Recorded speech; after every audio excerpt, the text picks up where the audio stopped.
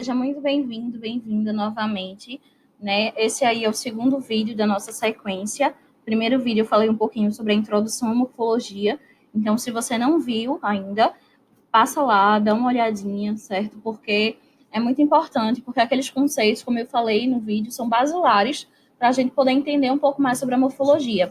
E agora eu vou dar início, né, no estudo sobre as classes gramaticais propriamente dito, tá? Como eu disse no vídeo passado, eu estou me baseando aí nessa gramática Vereda Digital.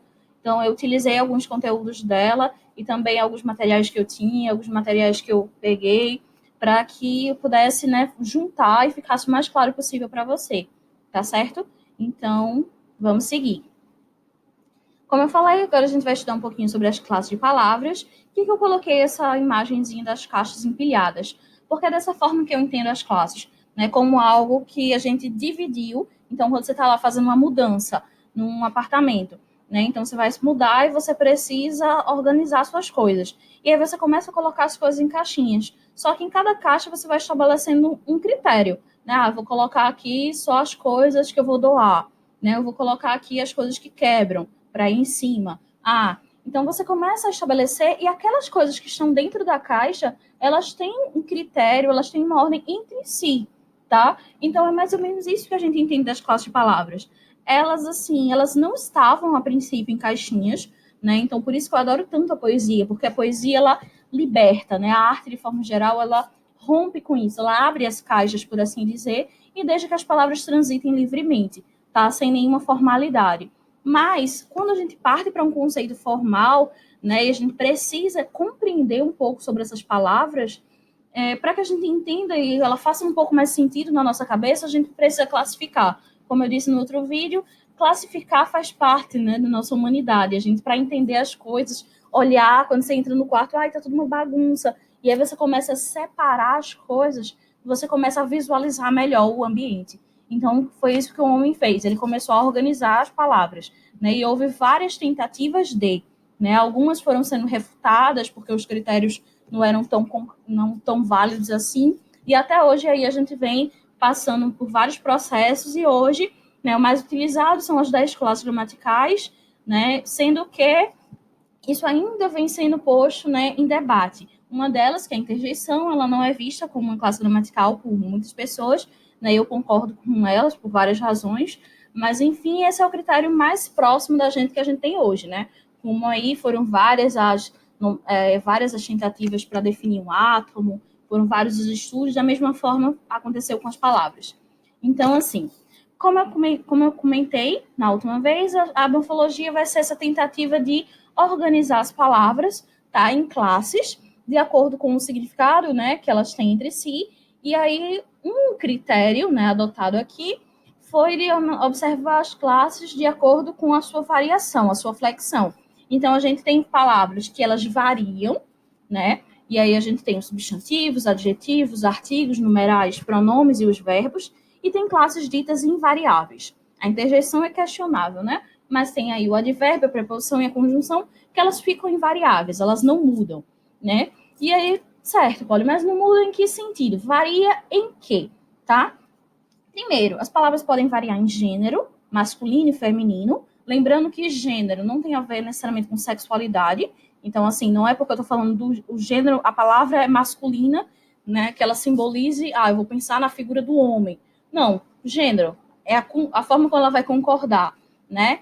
Então, existiam, né, no latim a gente tinha um gênero neutro, em português a gente não tem, mas, né, a gente vai ter aí a organização em gênero masculino e feminino. Hoje já se luta, né, para isso. Existem alguns movimentos aí que vão colocar o X, vão colocar o E, mas, enfim, isso só prova o que eu falei o tempo inteiro sobre a língua ser algo mutável, algo fluido, que depende da sociedade. Então, veja que à medida que novas culturas vêm emergindo, né, novas lutas, novas organizações, e a língua nada mais é do que uma representação disso. Então, pode variar em gênero, pode variar em número. Quando eu falo de número, eu estou falando aqui quantidade, então se é singular ou se é plural, e a marca do plural em língua portuguesa muitas vezes vai se dar pelo S, tá? E aí eu vou ter o substantivo, adjetivo, artigo, numeral e o pronome, que vão variar nesse sentido. E o verbo, além de variar em singular e plural, ele tem algumas especificidades. Ele vai variar na pessoa, é a primeira pessoa, é quem está falando, é a segunda pessoa com quem eu estou falando, ou a terceira pessoa de quem estou falando. Vai variar em modo, né? Se é o modo indicativo, para indicar no tempo, no espaço, né? O subjuntivo, para trazer valores mais subjetivos, ou o imperativo, no sentido de imperar, de mandar. Mas a gente vai ver isso com calma. Mas, assim, esses são os elementos que fazem as palavras serem classificadas em variáveis ou invariáveis. E eu vou começar pelo substantivo, né? Porque eu preciso nomear as coisas, né? Houve uma necessidade. O ser humano, ele, por ser um ser social, então o tempo inteiro ele foi recorrer à linguagem, às múltiplas linguagens, desde os desenhos nas cavernas, as pinturas rupestres, uma tentativa de se comunicar, né? Porque através da comunicação eu interajo, né? E aí ele foi vendo os objetos, foi vendo aquilo que estava ao seu redor, e houve uma necessidade de categorizar, de distinguir uma coisa da outra, né? Porque isso só é pedra porque não é todas as outras coisas. Isso é pedra porque não é rio, porque não é gato, porque não é. Isso é muito próprio quando a criança, por exemplo, está aprendendo, né, a língua materna. Então, ela precisa fazer distinção. Tá, isso é coelho, mas por que coelho? Porque não é cachorro, porque não é gato, porque não sei o quê. Então, ela vai negando. Afirmar uma coisa também é negar outras. Eu gosto muito desse livro de Ruth Rocha, Marcelo Marmelo Martelo, que apesar de ser uma história infantil, né, considerada aí um livro infantil, ele fala muito, na verdade, sobre o processo de língua, né? Um livro bem denso, se a gente for parar para pensar, porque o menino Marcelo, ele se questiona, por que meu nome é Marcelo com C, né? Por que não Marmelo, né? Por que não poderia ser invertido, né? Por que não martelo? E aí ele começa a se questionar sobre essa arbitrariedade da língua. E aí ele percebe que as palavras não faziam sentido para ele.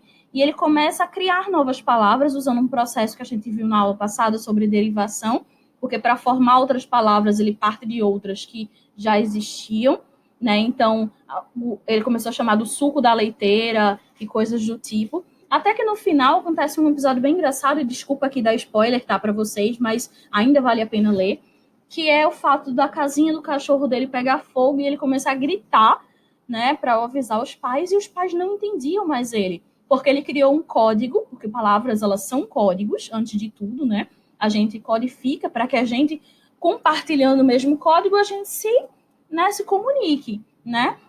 E aí ele cria esse código próprio que ninguém mais tem acesso e as pessoas não entendem e a casa começa a incendiar. Então, a importância aí da gente perceber as palavras, por que as coisas têm um nome e por que é importante que eu e você chamemos pelo mesmo nome. Então, o substantivo ele vem nesse sentido, tá? Então, é uma classe de palavras variáveis que nomeiam seres, sejam eles concretos, sejam eles de existência autônoma, seja para indicar uma noção de alguma coisa, um estado, né? Enfim, serve para a gente nomear. Então, nessa tirinha, né, ele, né, não sei o nome dos personagens aqui, mas um chega para o outro e diz: o que você está fazendo aqui fora? Estou olhando as estrelas. Para. Ah, quando eu gosto de alguma constelação que vejo, coloco o nome que me apareça adequado. Então, veja a criação, né, de um novo código. Aí ele, aquela se chama um monte de pontinhos que me fazem lembrar do Madariaga. Provavelmente alguém, né, que ela gosta. Veja, ao invés de chamar, né? Ah, aquela ali é uma estrela. Ela foi se chamar um monte de pontinhos que me fazem lembrar. Então, ela foi fazendo toda uma descrição, né? Então, imagina se você não soubesse o nome das coisas e você precisasse recorrer. Ah, pega ali aquela coisa para mim, que coisa? Ah, aquela que a gente abre, que a gente coloca o dinheiro dentro e coloca moeda também, que dá para colocar identidade, dá para colocar cartão. Ah, carteira? Percebe? Então, assim, ia ser muito mais difícil se a gente precisasse descrever todas as outras coisas para chegar a uma palavra. Então, a palavra, ela meio que sintetiza. O substantivo, ele vem nesse sentido. Tudo bem? Pensando nisso, a gente vai ter aí algumas classificações quanto à significação, né? E quando eu falo em significação, a gente vem para a questão semântica. Então, veja que não é só morfologia, não é só olhar para a forma. A gente vai ter nesse sentido, né, de perceber um pouco, de se voltar um pouco para a semântica. Primeiro, eu tenho a classificação dos substantivos entre concretos ou abstratos, tá? Esse é um conceito muito vago, por assim dizer, muito discutível, né? Muitas pessoas se questionam o porquê, na verdade, dessa distinção, porque mais causa confusão do que ajuda, mas, assim, é uma forma de entender a língua, foram teorias, na verdade, que foram sendo criadas, teorias linguísticas, e eu estou aqui para compartilhar com vocês, não quer dizer que vocês precisam decorar, e não quer dizer que isso vai ser algo que vai mudar a sua vida, mas você precisa entender que existem, que essas discussões existem, porque a língua ela é nossa. Então, assim, A princípio, eu cresci ouvindo dizerem assim, substantivo concreto é aquilo que a gente pode ver e tocar, né? E substantivo abstrato é aquilo que é imaginário. Só que isso não bastava, né? Então, assim, era muito complexo, imagina isso, principalmente para uma criança. Então, assim, com o tempo, as gramáticas elas estão tentando redefinir, trazerem conceitos que ficassem mais claro possível e fechado, sem margem para tantos questionamentos. E hoje é dito que os substantivos concretos são seres de existência própria, tá? Real ou imaginária. Como assim, Paulo? Algo pode ser próprio, real ou imaginária? Algo que não necessita. A existência dele independe de outros seres, tá? Então ele existe, seja de forma real, seja de forma imaginária. É engraçado algo existir de forma imaginária. Mas assim, ele independe da minha crença nele ou não, tá? Ele está lá, a figura dele pode ser compreendida, tá? E os abstratos vão ser seres de questão uma noção mais dependente. É um estado de algo, é uma qualidade, é um sentimento e depende de um outro ser para que ele possa existir. Então, por exemplo, né? Paulo é um sujeito concreto, né? Eu posso vê-lo, posso imaginá-lo, tudo mais. Mas o amor que ele sente, a alegria, a beleza, são sentimentos, são estados mais abstratos, de abstração. Então, assim, o belo, para existir, a noção de beleza, de feiura, precisa de um conceito que é meu, que é próprio. Né? Ele necessita de mim. Né? Então, a beleza ela vai ser algo que eu preciso encarar aquilo como belo. E a beleza, na verdade, ninguém te ensina o que é belo. Não existe uma coisa assim, olha, vamos colocar isso como critério. Ser belo é ser isso. Entende? É um valor mais subjetivo. Você acha que aquilo é belo? Você sente? Você gosta? Quando você olha para um sapato, eu achei bonito, achei feio. Né? Então, ele depende de um outro ser. Né? Então, injustiça, justiça, são conceitos que a gente cria para entender a nossa sociedade.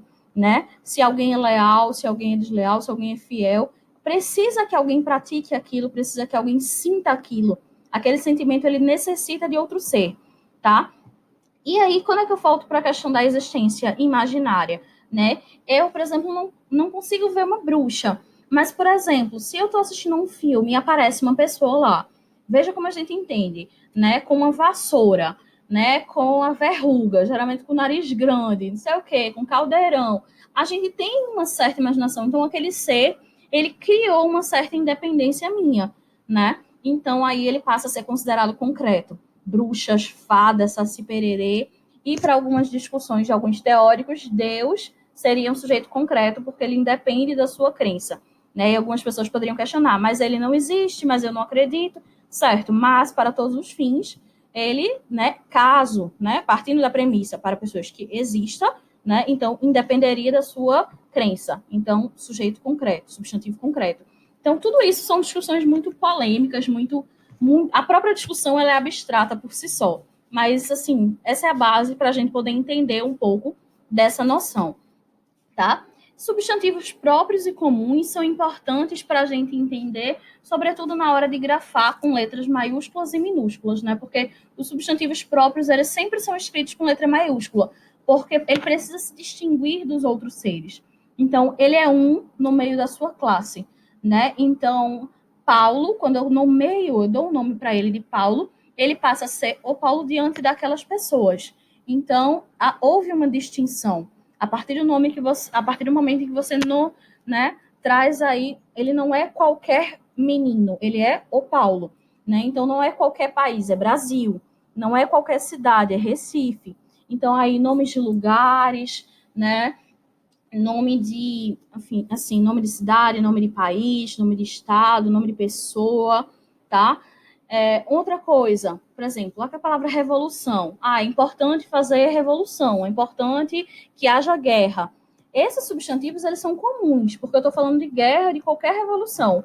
Mas, quando você fala da Revolução Industrial, quando você fala da Guerra Fria, quando você fala da Segunda Guerra Mundial, você está distinguindo essa guerra, essa revolução dentre as outras. Então, passa a ser substantivo próprio. Por isso, a primeira letra vai ter que ser maiúscula. Isso acontece bastante nas redações. Na introdução, eu vejo muitos alunos colocarem, né, quando querem fazer analogia, dizer que a Revolução Industrial trouxe aí a questão da mudança nos ambientes de trabalho, né, nas leis trabalhistas. Então, é importante começar o ré, né, esse R, e o do industrial, o I, com letra maiúscula.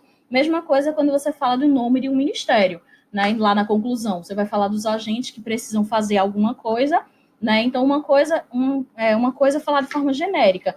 Né, os governos dos países precisam se unir, mas quando eu falo o governo federal, o Ministério da Educação, a secretaria, né, a secretaria, sei lá de quê, né, eu vou precisar colocar essa secretaria, esse ministério aí com um M maiúsculo, um S maiúsculo, o nome de um partido, nome, governo federal, a primeira letra precisa ser maiúscula, porque eu estou distinguindo ele dentre os outros, tá? Então, isso é substantivo próprio e comum. Dentre a estrutura, isso a gente viu o quê? Significado, valor mais semântico. E aí a gente volta para a morfologia. Quanto à estrutura, os substantivos eles podem ser primitivos ou derivados, e aí a gente já falou sobre isso quando a gente viu lá na introdução à morfologia, que a gente viu questão de radical, de afixo, né? Então, quando ele é a palavra primitiva, é a palavra originária, né? A partir dela que se constituiu as outras. Então, a gente tem o substantivo primitivo capim, que se formou, derivou capinzal, a partir do sufixo. Dente, botei o sufixo, dentista. Análise, botei um prefixo, pré-análise. Então, o substantivo primitivo é a forma base e o substantivo derivado é o que foi formado através do acréscimo dos afixos, né, que são os prefixos e sufixos que a gente já estudou. Se você não recorda, volta lá para a aula, dá mais uma estudadazinha, porque é importantíssimo, como eu falei, aqueles conceitos, né? E, por fim, substantivos simples e compostos, né? A gente tem aí o substantivo simples, formado por um único radical, né? E substantivos compostos é quando eu junto as palavras. Lembra que a gente falou de composição lá naquela aula? A palavra pode ser composta por justaposição ou por aglutinação. Então, quando eu junto, né, os radicais, eu vou ter mais, né, de um radical.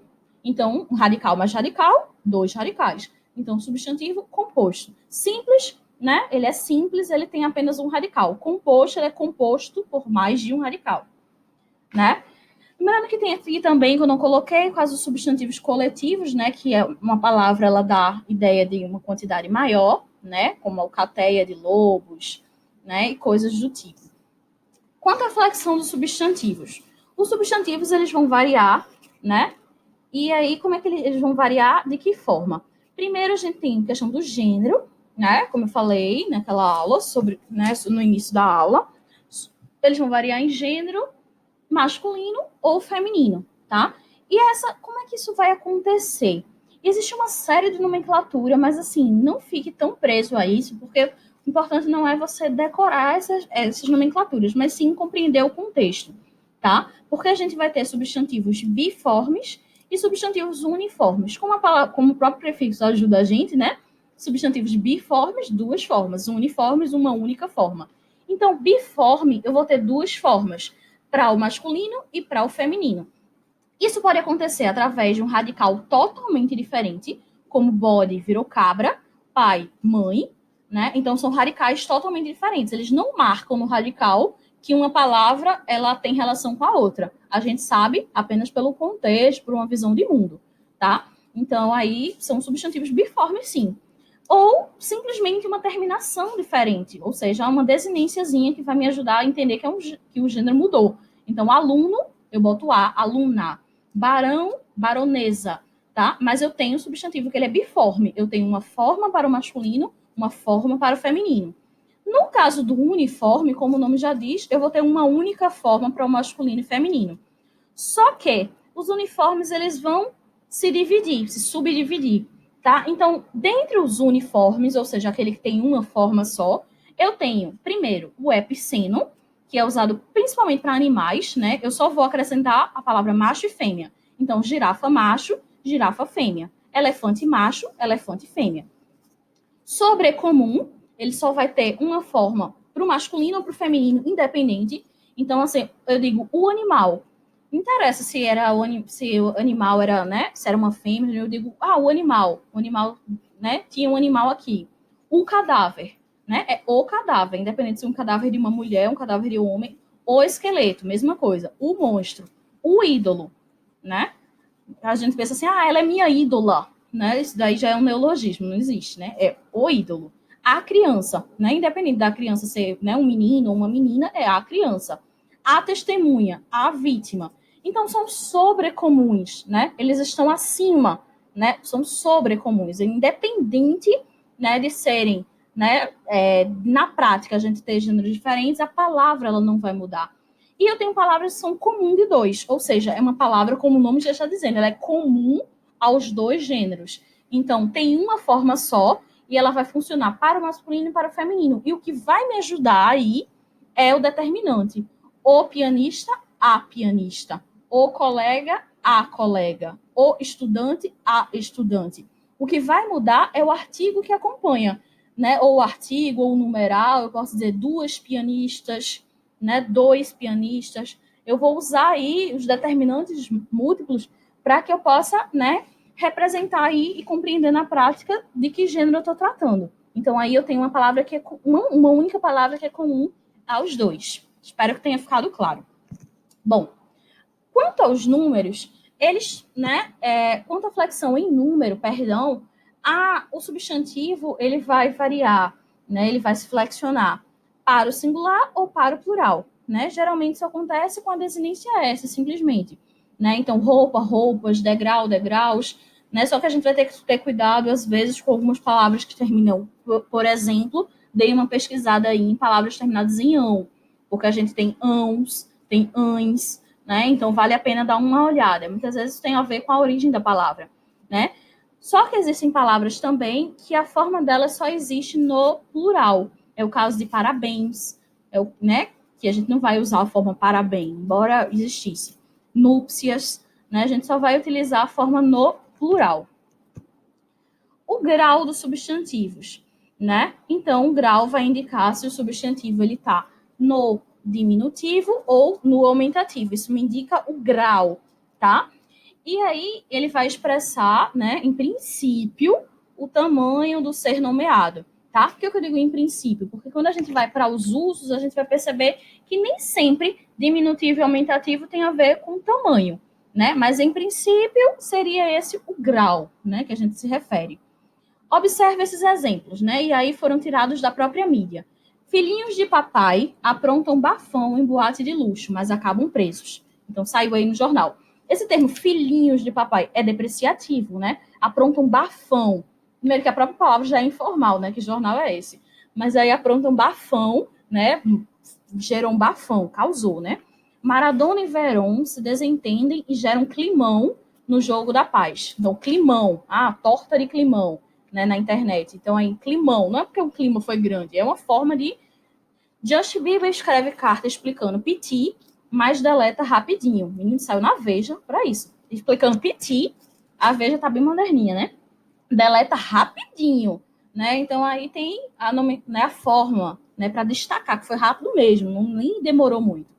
Para salvar filhote, fêmea valentona luta com dois hipopótamos na África. Então, aí também tem, né, essa estrutura aí para falar da fêmea é enaltecer a sua valentia. Outros exemplos, que aí eu coloquei mesmo. Sexta-feira é dia de tomar minha cervejinha. Não gosto, mas vai para quem gosta, né? Já tem aí um tom de afetividade, de animosidade. Nada como um sabadão com a família. Veja, a gente espera, né, que o sábado seja grande, mas, enfim, continua passando super rápido. Quem essa mulherzinha pensa que é? E aí já tem um tom mais depreciativo, né? Sarcástico. Mariazinha, vem aqui, por favor. Isso depende muito da forma como for falada, viu? Né? Tínhamos tanto Paulinho, né? Então aí tem afinidade, carinho, né? Uau, Carla é um mulherão, né? Então também não estou falando do tamanho dela, né? Ela pode até ser grande, mas aí eu estou falando da beleza, dos atributos físicos, coisa e tal. Bom, dependendo, né, da forma como isso é colocado, altera muito o sentido. Então, assim, eu selecionei esse pequeno texto aqui porque ele mostra pra gente essa questão. O texto é Inimigos, de Luiz Fernando Veríssimo. O apelido de Maria Teresa para Norberto era Quequinha. Depois do casamento, sempre que queria contar para os outros uma de sua mulher, o Norberto pegava na sua mão carinhosamente e começava, pois a Quequinha... E a Quequinha dengosa protestava, ora, Beto. Veja, o Quequinha, né, esse diminutivo aí no sentido afetuoso. Com o passar do tempo, o Norberto deixou de chamar a Maria Teresa de Quequinha. Nem virou, né? Se ela estivesse ao seu lado, tirar aqui, ops, e ele quisesse se referir a ela, dizia a mulher aqui, ou às vezes esta mulherzinha. Então veja que aqui o diminutivo, né, que antes era para apreciar, agora é para depreciar, né? Mas nunca mais quequinha. O tempo, o tempo. O amor tem mil inimigos, mas o pior deles é o tempo. O tempo ataca o silêncio. O tempo usa armas químicas. E eu amo essa frase com a força do meu coração.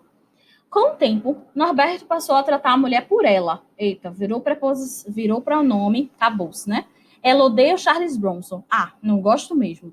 Deve-se dizer que o Norberto, a essa altura, embora chamasse de ela, ainda usava um vago gesto de mão para indicá-la. Pior foi quando passou a dizer, essa aí, e a apontava com o queixo. Essa aí, ó. Essa aí. Apontava com o queixo, até curvando a boca, com um certo desdém. O tempo, o tempo. Tempo captura o amor e não o mata na hora. Vai tirando uma asa, depois outra. Depois cura não, era depois outra aí. Hoje, quando quer contar alguma coisa da mulher, o Norberto nem olha na direção. Faz um meneio de lado com a cabeça e diz, aquilo. Então, veja, começou com Quequinha, aí a gente poderia pensar num processo de gradação, né? Só que numa gradação decrescente, né? Começou com Quequinha, né? Virou mulherzinha, já no sentido depreciativo, e aí a gente vai para os pronomes, né? Ela, para retomar um termo, depois essa, né? Para demonstrar, e depois aquilo, que demonstra mais distância ainda. Então perceba, né, o que o amor acabou fazendo. Mas a gente percebe aí os usos dos diminutivos e as diferenças que eles trazem. Bom, ainda a respeito dessa questão do grau, né, do aumentativo, do diminutivo, eu queria falar sobre essa frase. Ah, concordo em gênero, número e grau. Observe essas palavras que estão aí, né? Eu tenho o radical gat, né, formador que a gente tem aí gato, gata, né? E eu tenho uma desinência que me ajuda a mostrar o gênero, que é o a e o o, né? Então, se é no feminino eu boto a, se é no masculino eu boto o. E eles ajudam a concordar, né, com a palavra. E o S vai me ajudar se eu quiser concordar no plural, então é desinência de número. Mas o in, ele não muda, tá? Então ele não vai concordar. Então, na verdade, quando a gente diz concorda em gênero, número e grau, tá errado, porque ninguém concorda em grau. O grau não concorda. Ele só acompanha e segue o baile. Aqui tem um resumo do que a gente acabou de falar, tá? O processo de substantivação, eu já havia falado para vocês quando eu falei de derivação imprópria. Aí eu queria destacar, né? Quando ele diz assim, ó, nessa campanha publicitária, a diferença entre paquera e assédio é o não. Veja, não é uma palavra, não é um substantivo propriamente dito, não é um advérbio, né, de negação. Ele serve para mudar uma circunstância. A circunstância de eu dizer eu quero ou dizer eu não quero. Só que nesse caso, eu botei um artigo antes, e como eu falei para vocês, tudo que o artigo tocou, substantivou. Então eu tenho a diferença entre paquera, né? Ah, eu estou paquerando fulaninha e eu estou assediando, é o não. Então, o não aqui seria o ato da pessoa dizer não, né? A ação dela dizer não. Então, o não aí virou um nome, né? Então, ele foi substantivado. Bom, quanto ao adjetivo, ele tem extrema relação com o substantivo, porque, né, ele vai se referir a esse substantivo, vai se referir a alguém na frase. E aí ele serve para caracterizar, para qualificar. Vê esse exemplo aqui. Linda, vamos voltar. Prometo que vou mudar. Vou ser mais carinhoso, terno, atencioso, afável, cortês, melindroso, obsequioso. Nossa, o que deu em você? Comprei um dicionário. Logo se viu, né? Não foi por acaso, mas valeu a tentativa. Então, adjetivo é uma classe de palavras variáveis, né, que expressam características ou propriedades dos seres nomeados. Ele está dizendo eu vou ser, e aí tudo que ele falou foi no masculino, porque ele estava se referindo a ele, né, e no singular. Observe essa outra tira. Antes eu estava pirada, louca, descontrolada. Eu estava, ela tá falando, a menina está falando, pirada, louca, descontrolada. Depois ficou tudo, e tudo aí é um pronome invariável, né? E aí, como ele varia, eu vou concordar na forma, né, base, que é o masculino, calmo, quieto, tranquilo. E você tá reclamando do quê? Antes era mais divertido. Coitada, né? Gosta da bagaça. Vê. Então, Os adjetivos, eles vão se referir aos termos, né? Lily é uma moça divertida. Então, o adjetivo, ele vai concordar com o substantivo, né? Eles estão pirados, né? O adjetivo aí concordando com o pronome substantivo, eles, né? Era um homem grande. Agora, eu queria chamar a atenção para esse segundo caso, que ele mostra que, dependendo da posição do adjetivo com o substantivo, muda um pouco o sentido. Ó, geralmente, o adjetivo vem depois do substantivo a que se refere. Isso em língua portuguesa. Então, moça divertida. A gente costuma colocar o adjetivo depois. É diferente, por exemplo, da língua inglesa, né? Que a gente lá eles colocam o adjetivo antes. E aí, quando a gente vai traduzir o título de um filme ou né, uma cena de uma série, na tradução eles invertem, porque é mais natural em língua portuguesa a gente falar no contrário. Só que a gente pode até antepor, mas nada na vida é por acaso, né? Então a gente pretende realçar um outro valor, né? Um valor mais subjetivo. Porque quando eu coloco era um homem grande, eu estou trazendo uma avaliação objetiva sobre o tamanho dele. Mas quando eu quero subjetivar aquilo, quero trazer uma visão mais pessoal, eu inverto. Aí eu digo, era um grande homem. E aí eu estou falando de um grande homem, a pessoa dele era uma pessoa, nossa, maravilhosa. É uma avaliação subjetiva, né? Ah, ele é um amigo velho, né? Então, eu estou dando aí a característica da idade dele. Mas quando eu digo assim, ah, ele é um velho amigo, tem uma avaliação mais subjetiva, mais afetuosa, tá? Então, a gente tem que perceber aí essas relações. Assim como substantivos, adjetivos eles vão ser analisados de acordo com a sua estrutura, tá? Então, se ele é primitivo ou se ele é derivado, mesma coisa do substantivo. Então, veja aí, pequeno, liso, largo, verde, tudo isso foi palavras primitivas, né? Grande, só que da palavra grande eu posso formar grandioso, né? Então, confiante veio de confiar, né? Então, derivou de uma outra palavra. Adjetivos podem ser simples também ou composto, assim como substantivos, e aí tem a ver com a questão do radical. Adjetivo simples, um radical só. Adjetivo composto, eu junto os radicais, então azul, piscina. A palavra está aí surdo-mudo, que foi tirado da gramática, mas lembrando que esse termo ele é incorreto, né? Então, depois, se vocês não souberem, dê uma pesquisada aí em relação a isso. Mas era um termo que era usado em língua portuguesa antigamente, e aí a gente vai ter aí um exemplo, né, de um adjetivo que é composto. Os adjetivos eles podem ser pátrios ou gentílicos, que é quando ele se refere ao lugar, né, de onde a pessoa provém, por assim dizer. E percebe que tem um acréscimo dos sufixos para isso. Ah, a gente falou isso na aula 1, não foi? Quando a gente falou dos sufixos. Olha aí agora de novo, né? Então a gente tem para formar eu coloco o sufixo. Então alguns sufixos como aco, ano, eno, ão, eiro, eis, ense ou eu, né? Eles ajudam aí a formar. Então eslovaco, quem é da Eslováquia, chileno, quem é do Chile, brasileiro do Brasil, catarinense, Santa Catarina, angolano, Angola, alemão, Alemanha, português, Portugal, europeu, da Europa. Então, aí tem um exemplo para cada um desses sufixos, e a gente, né, pode pensar também em outros, façam aí esse exercício mental e tentar lembrar agora também de outros. E percebam que eles vão tendo essas informações, mas não quer dizer que necessariamente seja sempre assim, né? Aí no texto continua dizendo, né, que tem informações que são mais específicas, como o caso de quem nasce no Cairo, é cairota, na Hungria é húngaro, né? Então não segue essa mesma regra, né? E tem alguns casos que também não derivam, né, do substantivo e eles acabaram sendo colocados por questões históricas, né? Que, enfim, a gente precisaria pesquisar para entender um pouco mais, como o caso de capixaba, quem nasce no Espírito Santo, carioca, né, do Rio de Janeiro, potiguar, do Rio Grande do Norte. Então são termos totalmente assim diferentes, né? Então aí também tem que não carrega um radical, eu quero dizer. Uma outra observação que eu quero fazer é em relação àquilo que a gente falou sobre nomes próprios, comuns. Perceba que, assim, o substantivo próprio é Brasil, né? Mas porque é o país. Mas, então, ele é um país dentre outros. Mas quando eu falo do brasileiro, o povo brasileiro, é o povo em geral, não estou fazendo distinção, né? Então, brasileiro é um adjetivo aí comum, né? Nem substantivo é um adjetivo.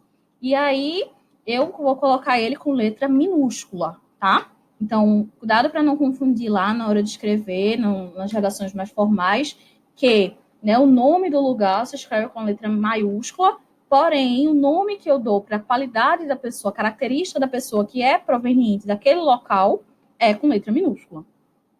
Sim, aqui embaixo fala também sobre o adjetivo pátrio composto, né, que quando eu quero destacar, né, duas origens diferentes, por exemplo, a luta greco-romana, a guerra sino-japonesa, o Império Austro-Húngaro, Congresso Luso-Brasileiro, ele é afro-americano.